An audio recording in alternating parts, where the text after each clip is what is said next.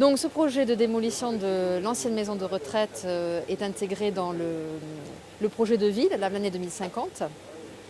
Lorsque on arrive par Foix, donc par la pénétrante, on voit en point de mire sur ce POG, c'est-à-dire cette petite colline, l'ex-maison de retraite.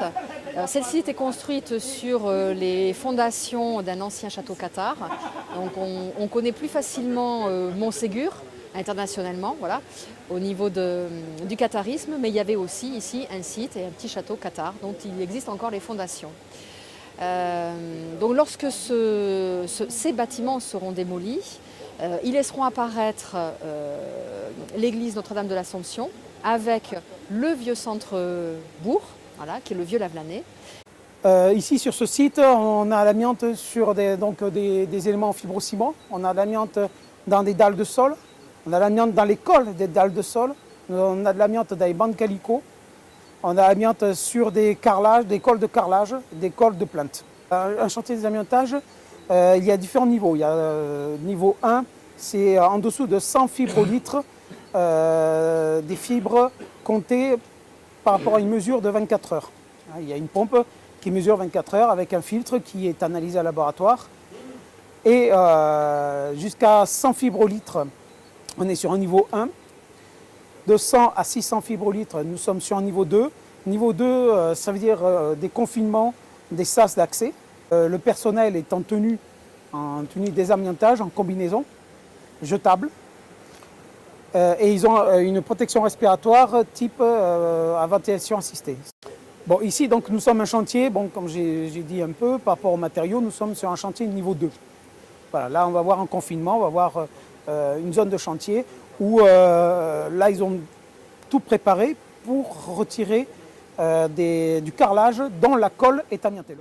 Donc ici, vous voyez le confinement, donc on met cette peau en polyane.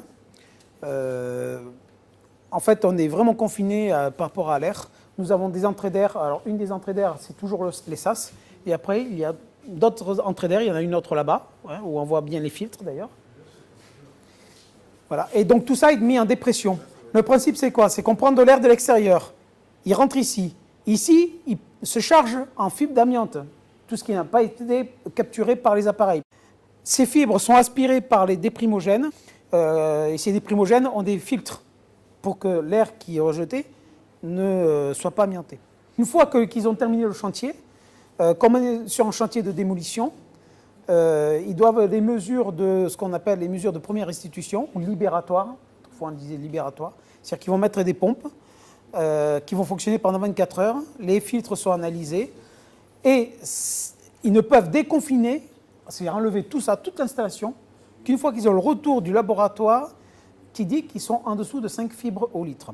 On a créé le service amiante il y a 5-6 ans. Au départ, c'était simplement pour retirer un peu d'amiante qui était sur les toitures. Mais au vu de l'investissement que l'on a dû faire pour se mettre aux normes, donc on a été obligé de monter des équipes. Au départ, on avait une équipe, là on en a 2, voire 3. Et voilà, on prend des chantiers moyens et un peu plus gros comme celui-ci. Sur ce chantier, on a 2 équipes, donc on doit avoir entre 6 et 8 personnes. Il faut savoir que le personnel en désamiantage n'a pas le droit de travailler plus de 6 heures par jour en tenue. À partir du moment où il met le masque, il a le droit de le garder que 2h30. Au bout de 2h30, il est dans l'obligation de l'enlever. Donc ça veut dire qu'en fait, il ne travaille que 2 heures. 2 fois 3, 6, il ne fait que 3 rotations de la journée.